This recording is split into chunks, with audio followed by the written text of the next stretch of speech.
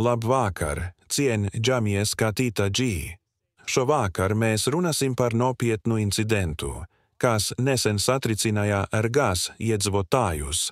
Oglekļa dioksīda noplūdi tirdzniecības centrā Olimpijā. Šis notikums radīja nopietnus drošības jautājumus, izraisīja masveida evakuāciju un lika daudziem uzdot jautājumu, vai šādi negadījumi var notikt atkal. Viss sākas 26. marta pēcpusdienā, kad Olimpijā tehniskajā telpa plīsa dzēsēšanas sistēmas caurulē, izraisot CO2 no plūdi. Šī gāze ir bezkrāsaina, bez smaržas, bet augsta koncentrācijā tā var būt nāvējoša. Sākotnēji šķita, ka tā ir neliela tehniska kļūme, taču situācija ātri kļuva nopietna un tika pieņemts lēmums nekavējoties evakuēt cilvēkus. Aptuveni 500 apmeklētāji un darbinieki tika izvesti no ēkas, un glābšanas dienests Vīgedu nekavējoties uzsāka darbu notikuma vietā. Evakuācija tika veikta operatīvi un, par laimi, neviens necieta.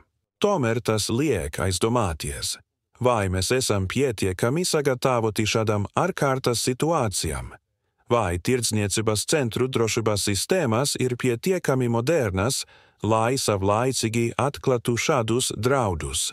Šoreiz viss beidzas labi, bet vai nākamreiz mēs varam būt tikpat droši. Kad situācija tika stabilizēta un eksperti veica nepieciešamos mērījumus, Olimpijā vadība paziņoja, ka ēka ir droša un atkal atvērta apmeklētājiem.